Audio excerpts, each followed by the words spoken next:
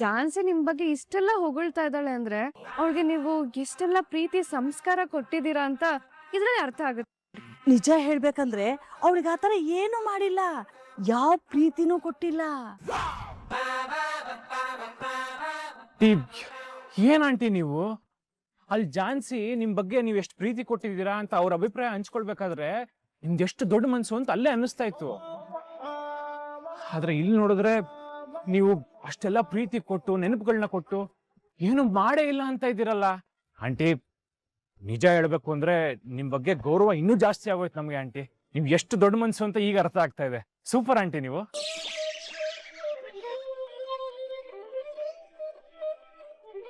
Aunty ನಿಮ್ನ ನೋಡ್ತಾ ಇದ್ರೆ ಎಲ್ಲಾನು ಮಾಡಿ ಏನು ಕ್ರೆಡಿಟ್ ತಗೊಳ್ದೇ ಇರೋ ಎಲೆ ಮರೆ ಕಾಯಿ ತರ ಕಾಣಿಸ್ತಾ ಇದ್ದೀರಾ. ನೀವು ಮಾಡಿದ್ರ ಬಗ್ಗೆ ಮಾಡೋದ್ರ ಬಗ್ಗೆ ಹೇಳ್ಕೊಳ್ಳೋ ಕ್ಯಾಟಗರಿನೇ ಅಲ್ಲ ಅಂತ ನಮಗೆ ಅರ್ಥ ಆಗ್ತಿದೆ ಬಿಡಿ. ಹಾಗಾದ್ರೆ ಸೋನು ಚಾನ್ಸಿಗೆ ನಿಮ್ದೊಂದು ವೋಟ್ ಅಂತ ಆಯ್ತು ಬಿಡಿ. ಇಲ್ಲ, ಅದು ಏನ್ ಚಾರು ಮೇಡಮ್ ಹಿಂಗ್ ಕೇಳ್ತಾ ಇದ್ದೀರಾ? ಅವರು ಜಾನ್ಸಿ ಅವ್ರಿಗೆ ಕೊಟ್ಟಿರೋ ಪ್ರೀತಿ, ವಿಶ್ವಾಸ, ಧಾರೆ ಎರೆದಿರೋ ಅನುಭವ ಇದನ್ನೆಲ್ಲ ಪಾಪ ಬಾಯ್ ಬಿಟ್ಟು ಹೇಳಕ್ಕೆ ಹಿಂದೆ ಮುಂದೆ ನೋಡ್ತಾ ಇದ್ದಾರೆ. ಇನ್ನು ಓಟ್ ಹಾಕ್ತೀನಿ ಅಂತ ಬಾಯ್ ಬಿಟ್ಟು ಹೇಳ್ತಾರಾ? ಅವರು ಬಾಯ್ ಬಿಟ್ಟು ಹೇಳಲ್ಲ, ಓಟ್ ಹಾಕ್ತಾರೆ. ಆದ್ರೂ ಆಂಟಿ ಜಾನ್ಸಿ ಅವ್ರು ಹೇಳ್ದಂಗೆ ನೀವು ಗ್ರೇಟ್ ಬಿಡಿ ಆಂಟಿ, ಸೂಪರ್. ನೀವು ಒಂದೆರಡು ದಿನ ನಿಮ್ ಜೊತೆಲಿದ್ರೆ ನಮ್ ಜೀವನಕ್ಕಾಗೋಷ್ಟು ಮಾರ್ಗದರ್ಶನ ಸಿಗುತ್ತೆ ಅಂತ ಅನಿಸ್ತಿದೆ. ನನ್ಗೆ ನನ್ ಮಗುಗೆ ನಿಮ್ಮಲ್ಲಿರೋ ಗುಣಗಳೇ ಬರ್ಲಿ ಅಂತ ಆಶೀರ್ವಾದ ಮಾಡಿ ಆಂಟಿ. ಒಳ್ಳೆದಾಗ್ಲಿ ಆಂಟಿ.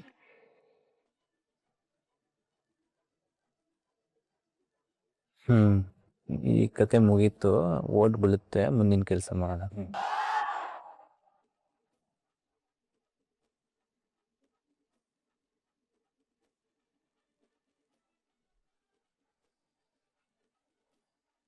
ದೊಡ್ಡತ್ತೆ ದೊಡ್ಡತ್ತೆ ಏನ್ ಹೀಗ್ ಮೈ ಮರ್ತ್ ನಿಂತಿದ್ದೀರಾ? ಏನಿಲ್ಲಮ್ಮ ಚಾನ್ಸಿ. ದೊಡ್ಡತ್ತೆ, ನಾನ್ ಝಾನ್ಸಿ ಅಲ್ಲ, ಅನಿತಾ. ವೋಟ್ ಮಾಡೋ ಟೈಮಲ್ಲೂ ಹೀಗೆ ಮೈ ಮರ್ತ್ ಬಿಟ್ಟಿರಾ? ವೋಟ್ ನನಗೆ ಹಾಕ್ಬೇಕು, ಚೆನ್ನಾಗ್ ನೆನ್ಪಿರ್ಲಿ, ಇಲ್ಲ ಅಂದ್ರೆ ಗೊತ್ತಲ್ಲ. ಎಲ್ಲ ಇವಳ ಓಟು ಬೇಕು ಅಂದ್ರೆ ನನ್ನ ಹತ್ರ ರಿಕ್ವೆಸ್ಟ್ ಮಾಡ್ಕೋಬೇಕು, ಅದು ಬಿಟ್ಟು ನನಗೆ ಆರ್ಡರ್ ಮಾಡ್ತಿದ್ದಾಳಲ್ಲ.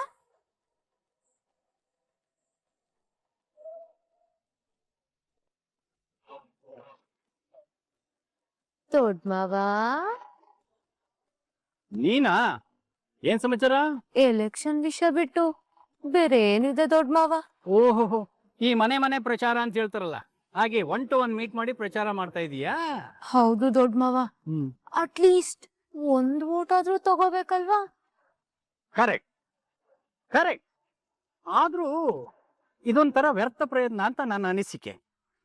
ನಿನ್ನ ಮನಸ್ಸಿನ ಸಮಾಧಾನಕ್ಕೆ ಟ್ರೈ ಮಾಡು. ಹಾಗಿದೆ ದೊಡ್ಡ ಮಾವ, ನಿಮ್ ಓಟು? ಏನಮ್ಮ ಹೀಗೆ ಕೇಳ್ತಾ ಇದೀಯಾ? ನನ್ನ ಓಟು ಅನಿತಾಗೆ ಫಿಕ್ಸು. ನಾನು ಒಂಥರ ನಿಷ್ಠ ಕಾರ್ಯಕರ್ತ ಇದ್ದಾಗೆ, ಪಕ್ಷಾಂತರ ಮಾಡೋ ಲೀಡರ್ ಅಲ್ಲ. ನೀನ್ ಏನೇ ಆಸೆ ಆಮಿಷಗಳನ್ನು ತೋರಿಸಿದ್ರು ಕೂಡ ನನ್ನ ಓಟು ಅನಿತಾಗೆ. ನೀವೇ ಈಗ ಹೇಳಿದ್ಮೇಲೆ ನನ್ ಸೋಲನ್ ಯಾರ್ ತಾನೇ ತಡೆಯಕ್ಕಾಗುತ್ತೆ ದೊಡ್ಡ ಮಾವ? Good good. ಎಷ್ಟು ಬೇಗ ವಾಸ್ತವನ ಅರ್ಥ ಮಾಡ್ಕೊಂಡೆ. ನೀನು ಗೆಲ್ಲೋದಿರ್ಲಿ, ಒಂದು ಓಟು ತಗೊಳ್ಳೋದು ಕಷ್ಟ ಕಣಮ್ಮ. ಅದ್ ಸರಿ, ನೀನು ಸೋತ್ ಮೇಲೆ ಈ ಮನೆ ಬಿಟ್ಟು ಹೋಗಿ ಏನ್ ಮಾಡ್ತೀಯಾ? ಇನ್ನೇನ್ ಮಾಡ್ಲಿ ದೊಡ್ಡ ಮಾವ, ಸ್ವಲ್ಪ ದಿನ ಬಾಂಬೆಗೆ ಹೋಗ್ತೀನಿ.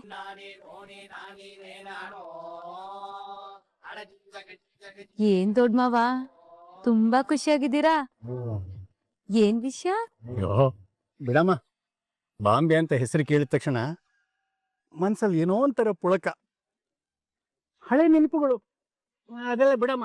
ಹೌದು ದೊಡ್ಡ ಮಾವ, ಬೀಚಲ್ಲಿ ಕೈ ಕೈ ಹಿಡ್ಕೊಂಡು ಅಲೆಗಳ ಮಧ್ಯೆ ನಡ್ಕೊಂಡು ನಗ್ತಾ ಹೋಗ್ತಿದ್ರೆ ಒಂಥರ ಹಿತ ಅಲ್ವಾ? ಹಾಗೆ ದಾದರಿಂದ ಬಾಯಂದರ್ವರ್ಗೂ, ನೀರಾ ರೋಡಿ ಅಂದ್ರವರ್ಗೂ ಜೊತೆ ಜೊತೆಯಾಗಿ ನಡ್ಕೊಂಡು ಹೋಗಿದ್ದು ನೆನ್ಪಾಯ್ತು. ಈ ಡೈಲಾಗ್ ಹೇಳ್ತಾ ಇದ್ರೆ ಎಲ್ಲೋ ಏನೋ ಮಿಸ್ ಹೊಡಿತಾ ಇದೆಯಲ್ಲ. ಬ್ಲ್ಯಾಕ್ ಅಂಡ್ ವೈಟ್ ನೆನ್ಪುಗಳು ಕಲರ್ ಕಲರ್ ಆಗಿ ಹಾಟಲ್ ಅಚ್ಚಿ ಹಾಕಿ ಉಳ್ಕೊಂಡಿರೋ ತರ ಒಂಥರ ರೋಮಾಂಚನ ಆಗ್ತಿದೆ ಅಲ್ವಾ ದೊಡ್ಡ ಮಾವ? ಅದು ನೀನ್ ಏನ್ ಮಾತಾಡ್ತಾ ಇದೀಯಾ?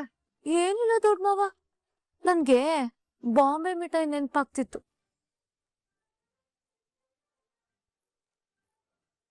ಅಂದ್ರೆ ಅಯ್ಯೋ ಅದ್ ಬಿಡಿ ದೊಡ್ಡ ಮಾವ, ನಾನ್ ಇವತ್ ಕಷ್ಟಪಟ್ಟು ಒಂದು ಶಾರ್ಟ್ ಮೂವಿ ಶೂಟ್ ಮಾಡಿದೀನಿ. ಅದನ್ನ ಒಂದೇ ಒಂದ್ಸಲ ನೀವು ನೋಡಿ ಹೇಗಿದೆ ಅಂತ ಹೇಳ್ತೀರಾ?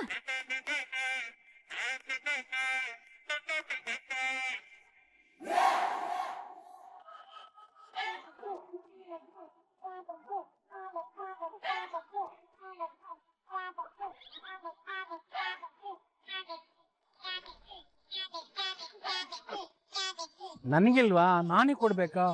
ನೀನು ಕೊಡು ಕೊಡು. ಮ್, ಮ್, ಮ್, ಮ್, ಮ್, ಮ್.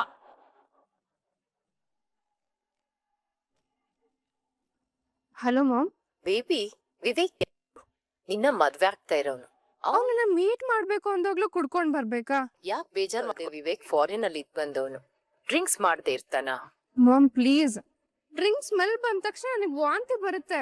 ಪ್ರೆಗ್ನೆನ್ಸಿ ಟೈಮಲ್ಲಿ ತುಂಬಾ ಸೆನ್ಸಿಟಿವ್ ಆಗಿರ್ತೀವಲ್ವಾ, ಇದೊಂದು ಅಭ್ಯಾಸನ ಹೇಗಾದ್ರೂ ಮಾಡಿ ಅವಾಯ್ಡ್ ಮಾಡಕ್ ಹೇಳು ಮಾಮ್. ನನ್ ಭಾವಿ ಮಾವನ್ ಜೊತೆ ಈ ವಿಷಯನ ಮಾತಾಡೋದಿಕ್ಕೆ ನನಗ್ ಬೇಜಾರಾಗ್ತದೆ. ನೀನೇ ಹೇಗಾದ್ರೂ ಮಾಡಿ ಹೇಳು. ಓಕೆ ಬೇಬಿ, ನಾನು ಮೇಡಮ್, ಒಂದು ಗುಡ್ ನ್ಯೂಸ್. ಏನದು? ಇವತ್ತು ಸಂಜೆ 4 ಗಂಟೆಗೆ ಸೀಮಂತ ಕಾರ್ಯಕ್ರಮ ಫಿಕ್ಸ್ ಆಗಿದೆ. ಯಾರು ಹೇಳಿದ್ದು? ರಾಘವ್ ಅವ್ರು ಫೋನ್ ಮಾಡಿ ಹೇಳೋದು. ಹೌದಾ? ಎಲ್ಲಂತೆ? ಎಲ್ಲಿ ಅಂತ ಅಡ್ರೆಸ್ನ ಫೋನಿಗೆ ಮೆಸೇಜ್ ಮಾಡ್ತೀನಿ ಅಂತ ಹೇಳಿದ್ದಾರೆ. ಸೊ ನಾವು ಇವತ್ತು ಇಬ್ರು ಆಚೆ ಹೋಗ್ಬೇಕು. ಅಲ್ಲ, ಇವತ್ತು ಸುಳ್ಳು ಹೇಳ್ಬೇಕಾ? ಇವತ್ತು ನಾನು ಅದೇ ಸುಳ್ಳನ್ನ ಅಮ್ಮಂಗೆ ಹೇಳ್ತೀನಿ. ಯಾವ ಸುಳ್ಳು ರಾಮಾಚಾರಿ? ಇವತ್ತು ನಮ್ಮನೇಲಿ ರುಕ್ಕು ಜೊತೆ ಚಾರು ಇರ್ತಾಳೆ ಅಂತ. ನೀವು ಅದನ್ನೇ ಒಪ್ಕೊಳ್ಳಿ. ಆಯ್ತಾಯ್ತಾಯ್ತು, ಬೇಗ ಹೊರಡಿ. ಅವನ ಅಡ್ರೆಸ್ ಕಳ್ಸಿದ್ರೆ ನನ್ಗೂ ಕಳ್ಸ್ಬಿಡಿ. ನಿನಗ? ಹೌದು, ನೀವಿಬ್ರು ಹೋದಾಗ ಬರೋದ್ ಲೇಟ್ ಆದ್ರೆ ನಾನ್ ಕರ್ಕೊಬರಕ್ಕೆ ಬರ್ಬೇಕಲ್ಲ. ಸರಿ ಆಯ್ತು.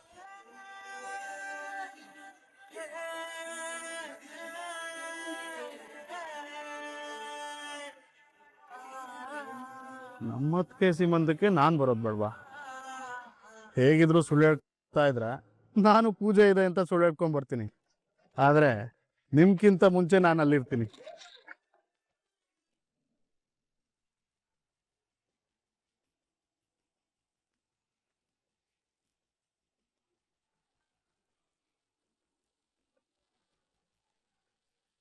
ಹೇಳ್ ಪಲ್ಲವಿ. ಇವಾಗ ನೀನ್ ಹೇಳ್ಬೇಕು ಅನಿತಾ. ಅಂದ್ರೆ ಏನ್ ಅರ್ಥ? ಏನಿಲ್ಲ ಅನಿತಾ, ಈ ಝಾನ್ಸಿ ವಿಷಯದಲ್ಲಿ ಮುಂದೆ ಏನ್ ಮಾಡಕ್ ಹೊರಟಿದ್ಯಾ? ಅದ್ರಿಂದ ಏನಾಗುತ್ತೆ ಅನ್ನೋದೆಲ್ಲ ನೀನೇ ಹೇಳ್ಬೇಕು ತಾನೆ. ಇಷ್ಟು ದಿನ ಹಾಗ್ ಮಾಡ್ತೀನಿ ಹೀಗ್ ಮಾಡ್ತೀನಿ ಅಂತ ಹೇಳಿ ಹೇಳಿ ಏನು ಮಾಡಕ್ ಆಗ್ಲಿಲ್ವಲ್ಲ, ಅದೇ ರೀತಿ ಇನ್ ಮುಂದೆ ನಿನ್ನಿಂದ ಏನ್ ಮಾಡಕ್ ಆಗಲ್ಲ ಅಂತ ಆಡ್ಕೊಂಡ್ ನಗೋದಕ್ಕ? ಅಯ್ಯೋ, ಯಾಕ್ ಅನಿತಾ ಹೀಗ್ ಮಾತಾಡ್ತಿದ್ಯಾ? ನಾನ್ ಯಾವತ್ತಾದ್ರೂ ಹಾಗ್ ಮಾಡಿದೀನಾ? ಅವಳ ಮೇಲೆ ನಿನ್ಗೆ ಎಷ್ಟು ಕೋಪ ಇದೆಯೋ ಅದ್ರ ಡಬ್ಬಲ್ ಕೋಪ ನನ್ಗ ಅವಳ ಮೇಲಿದೆ. ಕೋಪ ಇರೋಳು ಏನಾದ್ರೂ ಮಾಡು, ಅದನ್ ಬಿಟ್ಟು ನನ್ನನ್ನ ಇದ್ಯಾ? ಖಂಡಿತ ಮಾಡ್ತೀನಿ ಅನಿತಾ, ನಾನ್ ಮಾತ್ರ ಸುಮ್ನೆ ಇರೋಳೆ ಅಲ್ಲ. ಆದ್ರೆ ನೀನೇನ್ ಮಾಡ್ಬೋದು ಅನ್ನೋ ಕ್ಯೂರಿಯಾಸಿಟಿ ಇತ್ತು, ಅದಕ್ಕೆ ಕೇಳ್ತಿದ್ದೆ ಅಷ್ಟೆ. ಈ ಸಲ ಏನ್ ಮಾಡ್ತೀನಿ ಹೇಗ್ ಮಾಡ್ತೀನಿ ಅಂತ ಹೇಳಲ್ಲ, ಮಾಡ್ ತೋರಿಸ್ತೀನಿ. ಅವಳ ಲೈಫ್ ಅಲ್ಲಿ ಮುಟ್ಟು ನೋಡ್ಕೋಬೇಕು, ಹಾಗಿರುತ್ತೆ ನನ್ ಏಟು. ಸರಿ ಅನಿತಾ, ನೀನ್ ನನ್ನ ನಂಬದೇ ಇರ್ಬೋದು, ಆದ್ರೆ ನಾನ್ ಮಾತ್ರ ನಿನ್ಗಾಗಿರೋ ಅನ್ಯಾಯ ಬೇರೆ, ನನ್ಗಾಗಿರೋ ಅನ್ಯಾಯ ಬೇರೆ ಅಂತ ತಿಳ್ಕೊಂಡಿಲ್ಲ ಅನಿತಾ. ನಿನ್ ಜೀವನ ಹಾಳಾದ್ರೆ ನನ್ ಜೀವನನೂ ಹಾಳಾಗುತ್ತೆ ಅನ್ನೋದೇ ನಾನ್ ತಿಳ್ಕೊಂಡಿರೋದು. ಒಂದ್ ವೇಳೆ ನೀನ್ ಅವಳನ್ನ ಸುಮ್ನೆ ಬಿಟ್ರು ನಾನ್ ಮಾತ್ರ ಸುಮ್ನೆ ಬಿಡಲ್ಲ. ಸರಿ, ಹಾಗಿದ್ರೆ ಏನ್ ಮಾಡ್ಬೇಕು ಅನ್ಕೊಂಡಿದ್ಯಾ ಅದನ್ನ ಮಾಡಿ ಮೊದ್ಲು ಅವಳನ್ನ ಮನೆ ಬಿಟ್ಟು ಕಳ್ಸಕ್ಕೆ ವ್ಯವಸ್ಥೆ ಮಾಡು. ಅದಕ್ಕೂ ಮುಂಚೆ ನಿನ್ನ ಎಲೆಕ್ಷನ್ ಅಲ್ಲಿ ಸೋಲೋ ಹಾಗೆ ಮಾಡಿ ನಮ್ಮಿಬ್ರಿಗೆ ಅವಮಾನ ಮಾಡಿದ್ರಲ್ಲ, ಅವ್ರ ಸಂಸಾರನ ಸೋಲೋ ಹಾಗೆ ಮಾಡ್ತೀನಿ. ಇವತ್ತು ನಿನ್ ಜೀವನ ಮತ್ತೆ ನನ್ ಜೀವನ ಹಾಳಾಗಕ್ ಕಾರಣ ಆಗಿರೋ ಚಾರು ಮತ್ತೆ ರಾಮಾಚಾರಿ ಬಂಡವಾಳನ ಬಯಲ್ ಮಾಡ್ತೀನಿ ಮಾಡ್ತೀನಿ ಅಂತ ಬರೀ ಹೇಳೋದಲ್ಲ, ಅದ್ ಏನ್ ಮಾಡ್ಬೇಕು ಅನ್ಕೊಂಡಿದ್ಯಾ ಮಾಡ್ ತೋರ್ಸು. ಯಾಕೆಂದ್ರೆ ಇಲ್ಲಿವರೆಗೂ ನೀನ್ ಎಲ್ಲಾ ವಿಚಾರದಲ್ಲೂ ಬರೀ ಬಿಲ್ಡಪ್ ತಗೊಂಡಿರೋದು ಅಷ್ಟೇ ತಾನೆ, ಅದ್ ಬಿಟ್ಟು ಬೇರೆ ಇನ್ನೇನಾಗಿದೆ ನಿನ್ ಕೈಲಿ? ಆದ್ರೆ ಅವ್ರನ್ನ ಮಾತ್ರ ನಾನ್ ಸುಮ್ನೆ ಬಿಡಲ್ಲ. ಅವ್ರಿಗೊಂದ್ ಗತಿ ಕಾಣಿಸಿ ಆಮೇಲೆ ನಮ್ ಮನೇಲಿ ಬಿದ್ದಿರೋ ಈ ದರಿದ್ರದವ್ಳನ್ನ ವಿಚಾರಿಸ್ಕೋತೀನಿ.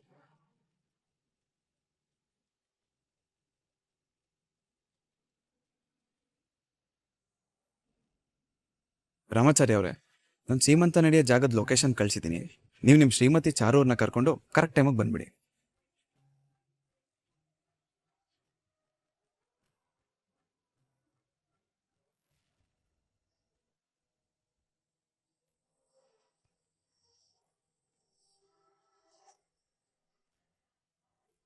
ಅಂದ್ರೆ ಆ ಚಾರುಗ್ ಸೀಮಂತ ನಡೀತಿರೋದು ಈ ಜಾಗದಲ್ಲಿ ಅಂದಾಗಾಯ್ತು.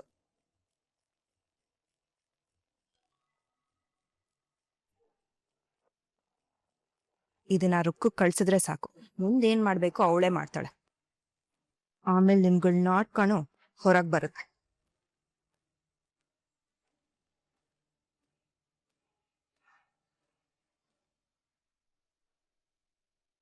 ದೊಡ್ಡತೆ, ಒಂದ್ ನಿಮಿಷ ಈ ಕಡೆ ಬನ್ನಿ. ಬನ್ನಿ ದೊಡ್ಡತೆ. ಮುದ್ದತೆ, ದೊಡ್ಡತೆ, ನಿಮ್ಮಿಬ್ರ ಹತ್ರ ನಾನೊಂದ್ ವಿಷಯ ಮಾತಾಡ್ಬೇಕು. ಅದೇನ್ ಹೇಳೋ? ಏನಿಲ್ಲ ಮುದ್ದತೆ, ಈ ಮದ್ವೆ ಎಲ್ಲ ಆದ್ಮೇಲೆ ಮುಂದೇನು? ಮುಂದೇನಮ್ಮ, ಮಕ್ಕಳು ಮರಿ ಸಂಸಾರ ಅಂತ ಇರುತ್ತಲ್ವಾ. ಅದಾಗ್ಬೇಕಂದ್ರೆ ಶಾಂತಿ ಮುಹೂರ್ತ ಅಂದ್ರೆ ಮೊದಲನೇ ರಾತ್ರಿ ಆಗ್ಬೇಕು ತಾನೆ. ಅದು ನಿನ್ ವಿಷಯದಲ್ಲಿ ನಡೆಯಲ್ಲ ಬಿಡಮ್ಮ. ಅದಾದ್ಮೇಲೆ ಗರ್ಭಿಣಿ ಅನ್ನೋ ವಿಷಯ ಬರುತ್ತೆ. ಅದು ಈ ಮನೇಲಿ ನಿನಗೆ ಸಾಧ್ಯನೇ ಇಲ್ಲ ಬಿಡು. ಗರ್ಭಿಣಿ ಅಂದ್ಮೇಲೆ ಸೀಮಂತ ಶಾಸ್ತ್ರ ಮಾಡೋದು ಕಾಮನ್ನು. ಆದ್ರೆ ನೀನು ರಾಗು ಹೆಂಡತಿಯಾಗಿ ಅದನ್ನ ಮಾಡಿಸ್ಕೊಳ್ಳೋದು ಕನಸಿನ ಮಾತು. ದೊಡ್ಡಮಾವ, ನನ್ ವಿಷಯ ಬಿಡಿ. ಏನಾಗ್ಬೇಕೋ ಯಾವಾಗ ಆಗ್ಬೇಕೋ ತಾನಾಗೆ ಆಗತ್ತೆ. ಆದ್ರೆ ನೀವು ಲಾಸ್ಟ್ ಅಲ್ಲಿ ಹೇಳಿದ್ರಲ್ಲ ಸೀಮಂತ ಶಾಸ್ತ್ರ ಅಂತ, ಹಾಗಂದ್ರೆ ಏನು? ಅದನ್ನ ಯಾವಾಗ ಮಾಡ್ತಾರೆ? ಅದು ರೀ, ನೀವು ಸುಮ್ನೆ ಕುತ್ಕೊಡ್ರಿ, ಎಲ್ಲ ಗೊತ್ತಿರೋ ತರ ಮಾತಾಡ್ಬೇಡಿ. ನೋಡಮ್ಮ, ಈ ಸೀಮಂತ ಶಾಸ್ತ್ರ ಮಾಡೋದು ತುಂಬು ಗರ್ಭಿಣಿಗೆ. ಅದ್ ನನ್ಗೂ ಗೊತ್ತು ದೊಡ್ಡತೆ, ಆದ್ರೆ ಅದನ್ನ ಹೇಗ್ ಮಾಡ್ತಾರ ಅದನ್ನ ಹೇಳಿ. ಅದೇನಂದ್ರೆ ಗರ್ಭಿಣಿನ ಕೂರ್ಸಿ 5 ಜನ ಮುತ್ತೈದೆಯರು ಅವಳಿಗೆ ಅರ್ಶಿನ ಕುಂಕುಮ ಹಚ್ಚಿ, ಕೈ ತುಂಬಾ ಬಳೆ ತೊಡಿಸಿ, ಅವಳ ಮುಡಿ ತುಂಬಾ ಹೂ ಮುಡಿಸಿ, ಯಾವುದೇ ತೊಂದ್ರೆ ಇಲ್ದ ಹಾಗೆ ಹೆರಿಗೆ ಆಗ್ಲಿ ಅಂತ ಆಶೀರ್ವಾದ ಮಾಡಿ ಅವಳ ಮಡ್ಲು ತುಂಬಾ ಮೂಲಕ ಸೀಮಂತ ಶಾಸ್ತ್ರ ಮಾಡ್ತಾರೆ. ಇವಾಗ ಅದು ಅಷ್ಟಕ್ಕೆ ಸೀಮಿತವಾಗಿ ಉಳ್ಕೊಂಡಿಲ್ಲಕ್ಕ. ಶಾಸ್ತ್ರ ಕೂಡ ಅವ್ರವ್ರ ಲೆವೆಲ್ಗೆ ಬದಲಾಗ್ಬಿಟ್ಟಿದೆ. ಕೆಲವ್ರಂತೂ ತಮ್ಮ ಆಡಂಬರ ತೋರ್ಸ್ಕೊಳ್ಳೋಕೆ ಅಂತಾನೆ ಸೀಮಂತ ಶಾಸ್ತ್ರ ಮಾಡ್ತಾರೆ. ಆಚರಣೆ ಹೇಗಾದ್ರೂ ಬದಲಾಗ್ಲಿ ಮಂಜುಳಾ, ಆದ್ರೆ ಉದ್ದೇಶ ಮಾತ್ರ ಏನು ಬದಲಾಗಿಲ್ವಲ್ಲ. ಆದ್ರೂ ಇದ್ರ ಬಗ್ಗೆ ಎಲ್ಲ ನನಗ್ ಗೊತ್ತಿರ್ಲಿಲ್ಲ. ಆದ್ರೆ ಹೆರಿಗೆ ಅನ್ನೋದು ಹೆಣ್ಣಿನ ಪುನರ್ಜನ್ಮ ಅಂತ ಕೇಳಿದ್ದೆ. ಅಂದ್ರೆ ಆ ಹೆಣ್ಣು ತನ್ ಪುನರ್ಜನ್ಮನ ಗೆದ್ದು ಬರ್ಲಿ ಅಂತ ಹಾರೈಸಕ್ಕೆ ಸೀಮಂತ ಮಾಡೋದು ಅಂತ ಅರ್ಥ ಆಯ್ತು. ಹೌದು. ಅದ್ ಸರಿ, ನೀನೇನು ಇದ್ದಕ್ಕಿದ್ದಂಗೆ ಇದ್ರ ಬಗ್ಗೆ ಎಲ್ಲ ಕೇಳ್ತಾ ಇದೀಯಾ? ಏನೇ ಆಗ್ಲಿ ಒಂದ್ ಹೆಣ್ಣಾಗಿದ್ದನ್ನೆಲ್ಲ ತಿಳ್ಕೊಳ್ಬೇಕಲ್ವ ಮುದ್ದತೆ. ಯಾಕಂದ್ರೆ ನೆಕ್ಸ್ಟ್ ಈ ಶಾಸ್ತ್ರ ಎಲ್ಲ ನನ್ಗೆ ತಾನೇ ಮಾಡೋದು. ಅದಕ್ಕೆ ಅದ್ರ ಬಗ್ಗೆ ಎಲ್ಲ ತಿಳ್ಕೊಂಡು ಪ್ರಿಪೇರ್ ಆಗಕ್ಕೆ ಮುದ್ದತೆ.